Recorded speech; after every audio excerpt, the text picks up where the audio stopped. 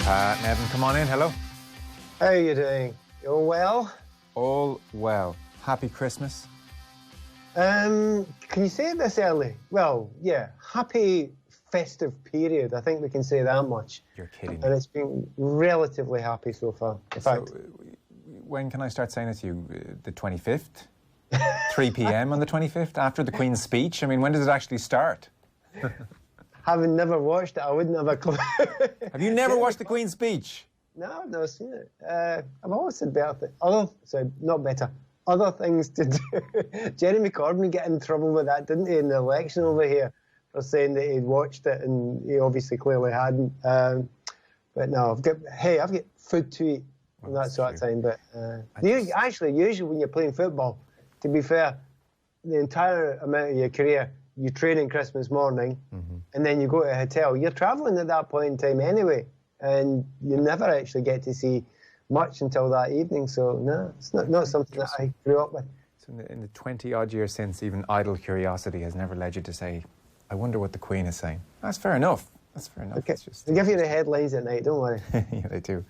So, look, we've loads to talk about because there's so much going on. Even since we last spoke, Carlo Ancelotti is suddenly the Everton manager. We never got any Duncan Ferguson stories out of you, even though we promised we would do so.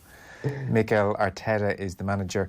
And then over the weekend, obviously, lots has gone on. Man City beat Leicester, reinforcing what we all know deep down, that they're probably the best bet, Man City, that is, to catch Liverpool, and it's not a very good bet at all.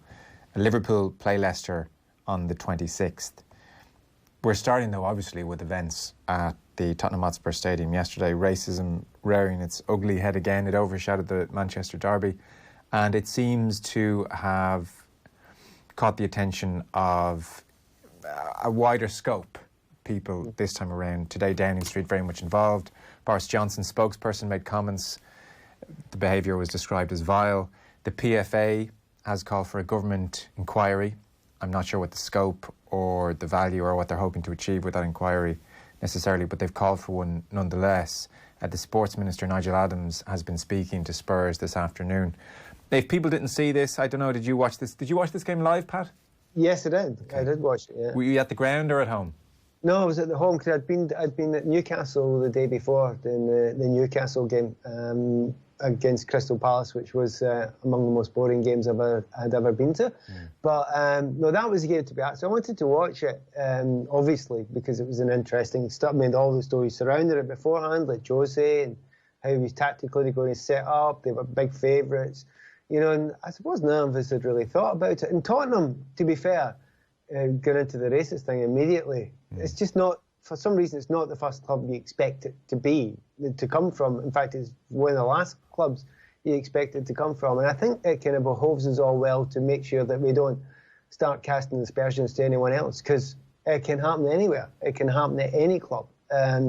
You know, be it City, be it Chelsea before that, be it, whatever. It's happened at the Liverpool clubs as well.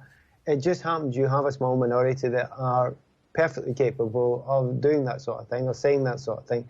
I think we still have to say allegedly at the moment, because it's not be like, catch whoever did it or supposedly did it at Spurs. But, I can't see any reason why Antonio Rudiger would make that up. And it's just calling it out. And it's great that it's been called out. And the only positive I can see from it at the moment is it was the lead story in the news in the BBC last night. And I'm thinking, yeah, think about 20 years ago, if somebody did something like that, it would have been buried or even not commented on. It's still lead story in the news. It might have only been one person. So it's been taken seriously in the media. Great, delighted with that. But I would underline it's also been taken seriously in the clubs. And it always has been used. And even more so now, working within one or two clubs and working with other clubs, they've all got things in place. They try everything they can, be it announcements before the game, there's stuff in the programmes, there's stuff on their websites, they've got players themselves getting involved in it, they've all got various campaigns within the clubs that they try and work within the community, be it anti-racism, sexism, anti-Semitism, you name it, they're all doing it. So to turn around and say, right, football is the problem, I just can't see it. Society's got a problem. Society's got a big problem. And it kind of rears its ugly head, and it's very noticeable when it happens in football. It's much, much worse over in the continent, where you get hundreds of people sometimes singing and shouting and saying these things. and we will never accept even one person doing it here. But what more can the clubs do other than try and find them, root them out, ban them for life, and then throw them towards the courts? If there's anything else we can do, and I can almost hear you thinking the one thing you can do, which is walk off the field. My argument being, I won't argue against you if you walk off. I have every respect for you if you walk off. But who suffers? Who suffers in that situation? And I'm worried in case all the wrong people suffer then. Yeah, that's an interesting point even to debate. So you talked there about hundreds singing, in which case you'd have certainly less of a problem with anybody walking off. Well, you wouldn't have a problem with anybody walking off full stop. I mean, if Antonio Rudiger said, this is absolutely abhorrent, I'm done, his teammates would support him, and I think everybody would applaud him off. There is that nagging voice at the back of your head that says, well, you're empowering one racist nutjob in the crowd to spoil an international event effectively. And there will always be one nutjob in the crowd, unfortunately. So how you handle that individual case, I don't know. That is a trickier one to sort out than the hundreds who are chanting. That's why I'm really uncomfortable about it, and I hope people, you know, I've talked about it quite a lot recently. Historically, I remember how much we suffered in the past for the lunatic fringe. There was a bigger lunatic fringe that had taken part in the game, and we got banned from Europe and all that sort of stuff. And everybody that suffered from, including the players, the black and the white players, including all the fans, including all the good people that were involved in it. And these people were winning. And when you do that sort of thing with one idiot, you're going to get people with some sort of mental problems start using this sort of thing. You're going to get people who have got, you know, pseudo-political ideologies that start going that to get their own personal opinions, you know, put on a massive, you know, media template, which they shouldn't be allowed to do if they find that every time they do something like this, people walk off and they get this massive amount of media attention that they absolutely do not deserve. So I have a real problem with that. But as I say, could I say, no, don't walk off? No. I mean, I remember through my entire career getting called all sorts of things. I remember, you know, religious things being shouted at me. You know, I get called everything from a Tim to, I would not use the Y word, but because I've got a big nose, being Jewish, I'm not, being gay, being a manky Scottish git. I mean, you name it, man. I got everything. I didn't want to walk off because I didn't want to impair these gits, and I just kind of looked down at them. And let's say someone like John Barnes, he will say the same argument towards people, you know, the odd racist comment that he goes, he just looks down on them completely. So that's kind of my stance on it, but I have no right to have that complete stance on it because I haven't had centuries worth of racism aimed at me and my people, you know. So yes. That's why I stand back and always say, you have got the right to do that, and we will back you if you walk off. I just don't know long term. And maybe I'm wrong. It may well be. I mean, Colin Kaepernick over in the US, he did what he did. He took the knee. He suffered from it, but it's heightened the debate and it's brought it on. And it may be well be that it wouldn't have the right answer, but it would heighten the debate further. I think the debate's quite high, and I also think the debate is not a binary one. It's something that society has to go and attack. And I just love the idea that I had a great argument. I was talking to someone today about it. A young female black activist. She was brilliant. She was absolutely fantastic. And she was saying, look, there's other ways to look at it as well. There's different ideologies to look at it as well. Don't look at it for your own ideology. Think about other people's positions in it. So I am always open to new ideas. And if someone comes up with a new idea that's the answer, well, good luck to you. I'm with you. But I just don't know a simple one. No, you've explained that very well, and I think everybody, myself included, as the two white blokes chat to each other here, try and tease through the best response. It's difficult for us, but it's a way of encapsulating the difficulty with trying to deal with one nut job and respecting how black players and non-white players will feel on the pitch. Exactly. So regarding football's place in all this, that's a very interesting conversation at the moment, because there is no doubt across English society there is an emboldened category of people who are perfectly happy now to be on camera phones and on social media saying the most dreadful things to people who don't look like them and saying, well, you're not English, you need to get out of my country. We've seen that, and that is it seems, gathering pace, and that's judging from afar, you'll appreciate. So football's place in that, of course it is not unnatural for that growing aspect of society to be reflected in football. It is the people's game. But we are now risking some kind of precipice, I would put it to you, where we've seen it at the Manchester Derby, we're certainly seeing it at lower league games, where there's a danger that this just becomes so in the ether that it could quickly become almost a part of the fabric of the match day experience. And it will be not a last resort for people. It will become a commonly visited resort for idiots in the crowd to go to. That, for me, is the massive, massive, massive worry. We've talked, coming up, believe it or not, for maybe 7 years, I think, this March, most Monday evenings. And I would say we've talked more about racism at football in the last couple of months than maybe the previous 6 put together. So that precipice we're flirting with, to me, it feels real. Now, maybe that's sensationalist and recency bias, but it does feel like this is going to become a thing now, and I'm not sure if there's a runaway train or how we halt it or what we do.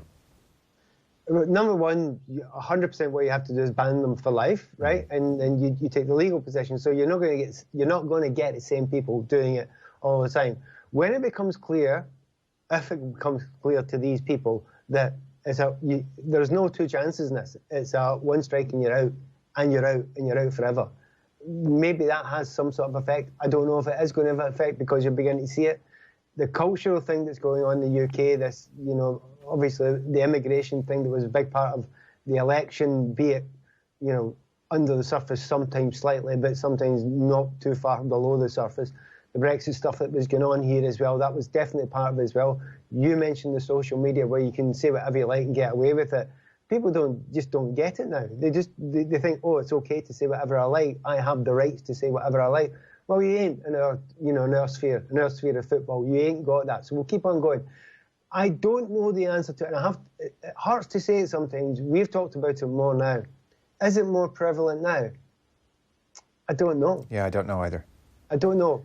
I can tell you it's been called out more now. Yeah. I can tell you that for sure. That's the more hopeful interpretation of what we're seeing at the moment. That Rudiger goes over to Azpilicueta, who goes to Anthony Taylor. The announcements are played, Downing Street reacts. Maybe that was still happening 5 years ago, just as much. I think it was happening. I'm pretty sure it was happening. And if you ask any black players, they'll tell you it was happening. But we're calling it out now every single time. And I'm kind of happy we're calling it out now every single time.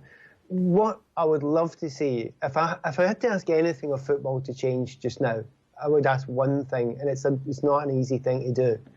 But I think it can be done. I think if a guy beside me shouts it now, I just point. I just say, him. And if you've got 7, 8, 9, 10 people around and say, it's him, stroke her, and we all point, I think it then becomes difficult. I think you get very, very rarely at that point in time, you get these people doing that. Because if you're not hiding in a crowd, because they are hiding in the crowd, aren't they? Yeah. If you're no longer hiding in the crowd, you're now getting pointed out. And I don't think there's anything against football fans getting together, be it through the FSA. Now, I'm not asking them to do it all because the clubs are trying their best. The players are involved in all sorts of campaigns. Most players will talk about it. All the managers will talk about it. Everyone within the game is trying to talk about it and still haven't got an answer. Well, do you know what? I'm not saying the fans are not doing the right thing yet. I'm just saying, do you know what? You could help this bit more. You could do that point and just say, it's you. Football fans many times over the years have found ways around this. I can remember a time when there was, a lot of violence in the grounds. There was fights and things. Man City fans, oddly enough, were one of the first ones that started. They started bringing inflatables to the game. You can't have a fight if you get a bunch of inflatables around you because everybody's laughing too much. Football fans actually could be part of this, and I would love the chance for them to do it. And it'd be great because, in the end, it's them. It's coming from there. That's where it's coming from. That's a great point. Yeah, that's a great point. And I would still absolutely believe 99% of people are still very good and find this abhorrent. So I think what you've said is absolutely spot on. And maybe the campaigns should be focused on getting the fans to point the finger. Yeah, and I'd love to do it. And I am a fan. I am a football fan. I might say, game 2 weeks ago as a football fan, I'm paid to go in and do it. I am a football fan. I would love to work with the FSA, the Football Supporters Association, and start that as some sort of campaign. In fact, you know what? I'm going to do it. I was rather stupidly, I think it was second or third year in a row, they had me as in the top 5 for Pundit of the Year again, right? So obviously that's a scam. There must be somebody in there that quite likes me, right? Because I'm not anywhere near one of the most well-known ones. I actually should have got back in touch with him and actually talked, instead of not bothering to turn up because I knew I wasn't going to win. I should have actually said, I'm going to get back in touch with you. So, do you know what? No, do. I'm going to do that, and I'll get back to you. That could be a very empowering thing. It could gather real momentum because the vast majority of people, you know, the UK is such an integrated society in so many ways. Their sons and daughters will bring home a partner from another race, and, you know, the abhorrence I think most people feel towards it. There'd be such momentum behind that. I think that'd be a brilliant thing to right. Lend your voice to. Of course, you're Pundit of the Year, by the way. What are you talking about? Look at the date. Look at the time. This is when we started. Right, let's have a go. No. As soon as you said that, actually, as you were saying your answer there, I thought, well, that's obviously that is the solution. Fans calling each other out and taking a pride in calling other people out. Just one other thing to get your thoughts on, because you're very media savvy as much as anything. Dave Jones on Sky Sports is enduring the biggest pylon on Twitter in quite some time at the moment. This came at the end of the show. Gary Neville was talking about the situation. Gary Neville had a couple of weeks ago mentioned Boris Johnson. This was the day after the leaders' debate, one of the leaders' debates, and he had referenced Boris Johnson's, I think it was dog whistling. I don't think he used that phrase, but that's what he was getting at, certainly. And so this was the second time he had brought up Johnson, and he threw Corbyn into the mix here as well. And Dave Jones responded in maybe not the greatest way, but we'll just play it for people to hear it and then get your thoughts on it all. We have a racism problem in the Premier League in England, and the Premier League have got to stand up. They hide behind the FA, the Premier League, on this issue. They hide behind the FA, in my opinion. They push the disciplinary issues and other issues over to the FA. Yes, we heard the announcements at the end, but I mentioned it a couple of weeks ago. We've just seen a general election in this country where both main parties and the leaders of both main parties are accused constantly over the last month of fueling racism and accepting racism within their parties. So if it's accepted in the highest office in the country, we're not talking about it at a micro level, we're talking about it at an absolute enormous level, the highest office in the country. And it's the same here today. We've seen an incident, to be fair, which we could call is down to one individual person. It's a far bigger problem than that. I think there has to be something that happens quickly.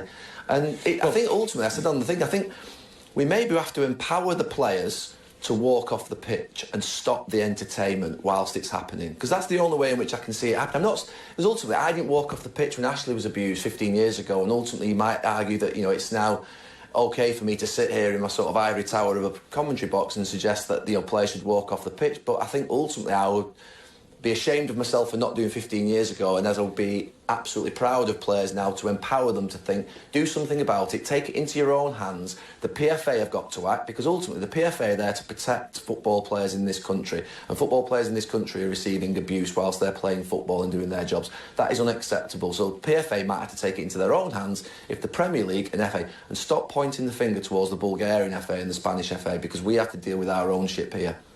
I am compelled to say they are the opinions of you, Gary Neville, and not those of Sky Sports. That is my duty, but... Right, do you not agree with it, Dave? Well, whether I do or I don't is completely irrelevant. That's fine. I'm here to try and hold a balanced debate. What about what Gary says? That was balanced. I wasn't accusing anybody of racism, but it was pretty balanced. Okay. Oof.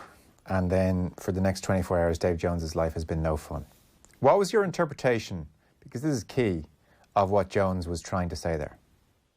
I wouldn't have a word against Jones. That you work in the media, you know, you have to be an honest middle person. If you're a pundit, inverted commas, you have to go in and have a position, an angle. Now, if you are, particularly if it's the BBC, but it's the same for Sky as well, you're supposed to be a central figure to get opinions in arguably both sides of any argument. For Guy to drag him in there was a bit unfortunate and unnecessary. He may well think strongly along the same lines as Gary does, but to drag him into that, I think that was unfair. I wouldn't do that to anyone else. I would think that was unfair of them. But I agree generally with what Gary was saying, you know, and I will say that. And it's easy for me to say that, but I wouldn't even say to yourself. I mean, it's a wee bit easier. I don't know why it's easier, but it's slightly easier. I think you would say, yeah, I agree with him. Yeah. But over in the UK, with the kind of type of media we've got, and particularly BBC, as I say, which has to be completely neutral, if you are anchoring it, you're trained not to give that position or that opinion. if you give a position or opinion on anything, generally, you run the risk of getting sacked. Because if you listen back to it, so I watched it again today, and it was after he references Corbyn and Johnson that you hear Jones say, well, and Gary Neville keeps talking. Mm-hmm. And so quite a long period of time elapses as he finishes his point. Again, all of which is completely fair and spot on in pretty much every single way. But what Jones wanted to say was that Boris Johnson and Jeremy Corbyn would reject any accusations of racism, anti-Semitism or bigotry. That's what he was trying to say. It was about Johnson and Corbyn as the two individuals that Neville had referenced. And instead, he ends up doing just far too vague a way, well, we just need to say they're your opinions, which isn't the best way of putting it. And nobody is saying there should be a balanced debate on the rights and wrongs of racism. David Jones doesn't think that racism is up for debate. Mm-hmm. Yeah, but why drag that guy who's a central part of just allowing the debate, allowing the discussion into it? Yeah, you're absolutely right. That's secondary. What is primary is probably what he's trying to say, what you're suggesting there about having a political discussion, and those political people will come in and say, no, I don't. Jeremy will come on and say, well, I'm not anti-Semitic, even though lots of people have said it. Johnson will say, well, I'm not a racist, even though I say things about pillboxes and things like that. Yeah. So they will have to be allowed to make their position. Yes, he wanted to say that. It's live television. No, it's so tough. It's so tough. And because Neville actually was very careful. Neville said they had been accused of. So Neville was actually being factually correct in a very clever way. I mean, to his credit, he was thinking really well on live TV. He said they have been accused of racism or whatever exact word he used. But it's just such an accepted mechanic that Jones could have said, well, they're not here to defend themselves, so I have to say they would reject that. And that actually perversely allows rigorous debate and strong comment. But it just actually looked like Sky were just completely caught in the headlights. Maybe to some extent Sky were, Maybe that's just, it's so far outside of their comfort zone. They are about selling and forget this. Why are you asking me? I should be asking you. Yeah. You're stuck in that position. Yeah. You'd be putting in, and oddly enough, I think Irish media is different. I really do.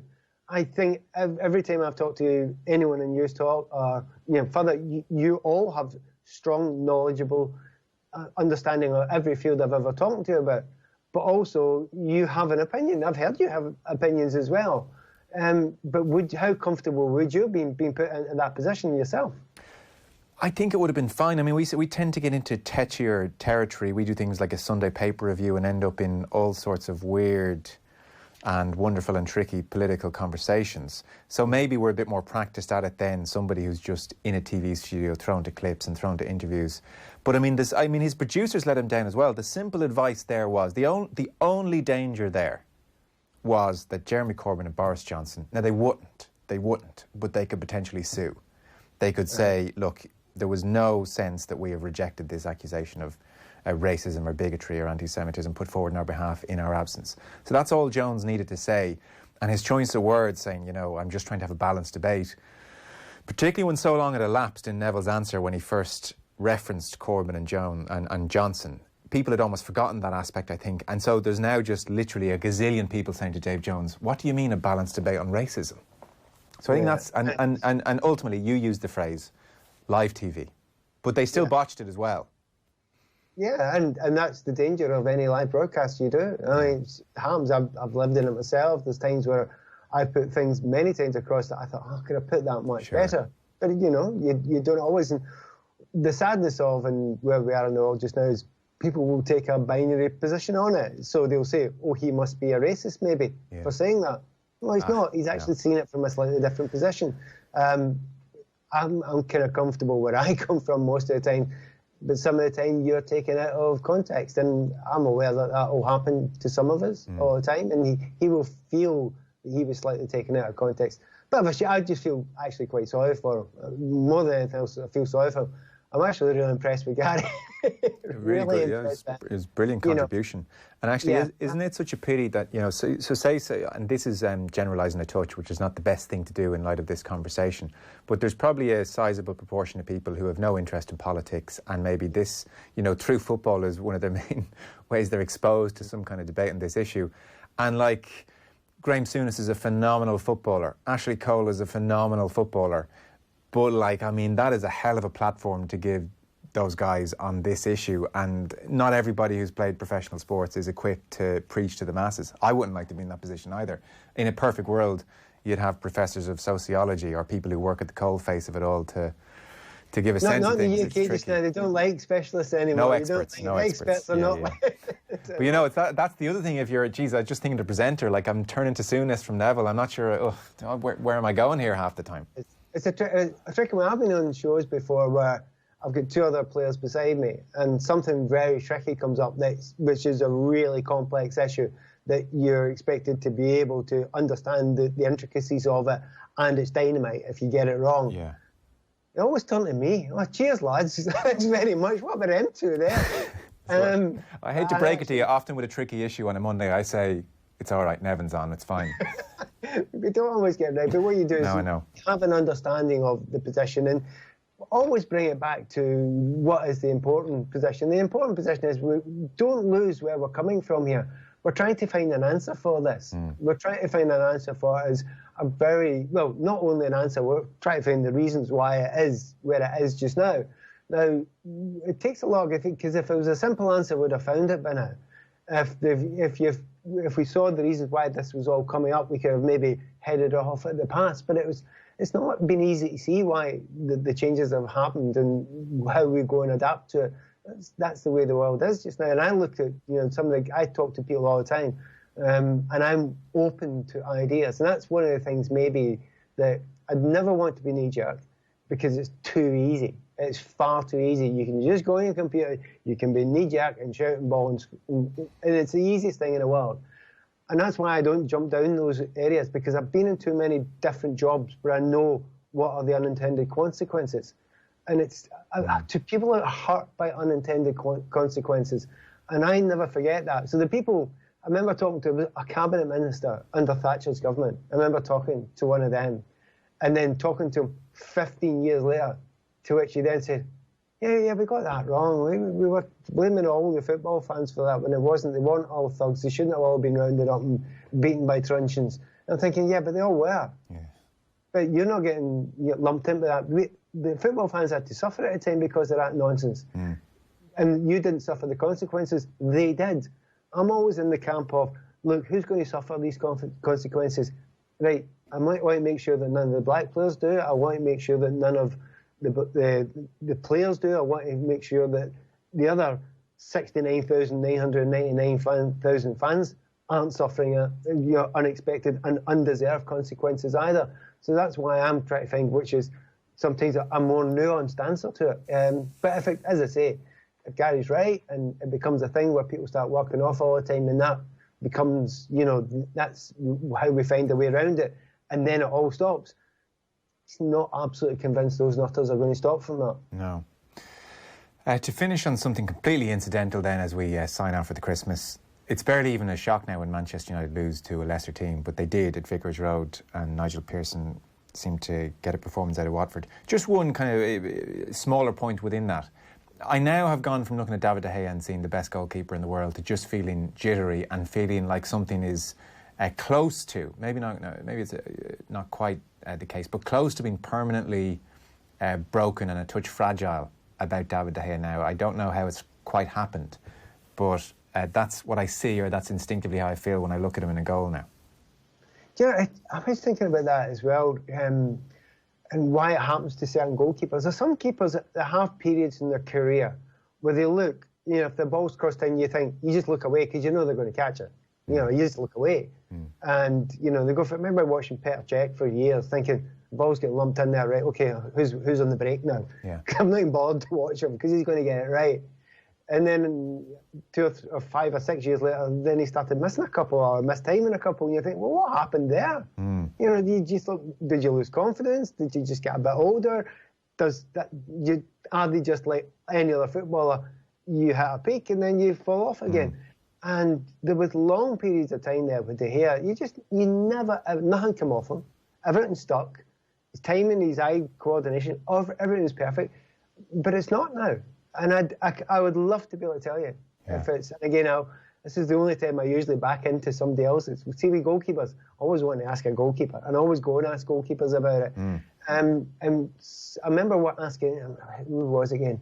He used to play for Chelsea. One of the ex-Chelsea goalkeepers. Didn't get many games. Australian guy. Name's gone from me for a moment. Mark Bosnich? No, more recent than that. I'll come back to me now. So he was saying to me, what sometimes happens is you get an injury. So you get up to go and catch a ball and someone comes in and hits you and you go down and you land badly. Yeah. Next time you go up, whatever your mind tells you, you still think you're not thinking, oh, I hope I don't hurt myself. Your brain is instilled in there. Yes. I could get that hit. So you're not only thinking of one thing now. You've actually got two things in your mind now, and it changes you. And sometimes it's not even a big injury or a big thing that happened. It was something weird that happened, and then suddenly your body looks at it completely and utterly differently. And I've kind of sometimes, I remember a goalkeeper, I once worked under a guy called Eddie Nedvetsky at Chelsea. Never made any mistakes. It was unbelievable. He was the second best, Welsh goalkeeper, i.e. Neville Southall was around at the time. But he was utterly brilliant week after week. And then he'd done a cruciate injury. And when he came back, he was completely different at those crosses. He angled himself differently. And it was really strange. The real shame was his career was ended in the end. But just that one wee thing can change goalkeepers, because think of what we look at the ball, we look at them and think, oh, just go and catch the ball. Yeah. 7 other players are running. It's all these other things. They've got other things, and it may well be that something else has happened with him that's changed it, or else, he might just be going through a bad time, or else he's had his brilliant time at the top. I mean, how many people stay at the top? We think of the ones that stay at the top for an entire career. How many really stay that longer than 5 or 6 years? Very, very pinnacle of their ability. Yeah. Well, it's an amazing situation at the moment. Maybe he'll talk about it at some stage in a couple of years' time. Mark Schwarzer, by the way, we reckon. Is the man. There you go. I hate that because I meet him every 2 or 3 weeks. We always seem to be at the same games, and I spent a whole bunch of time over in France with him for the Women's World Cup as well. And he talks brilliantly on football generally, but in goalkeeping especially. He's a smart guy. Listen, thanks so much. Another year done and dusted, so we'll see you in the new year. Thanks a million, Pat. Have a great Christmas. And you too, and to everyone listening.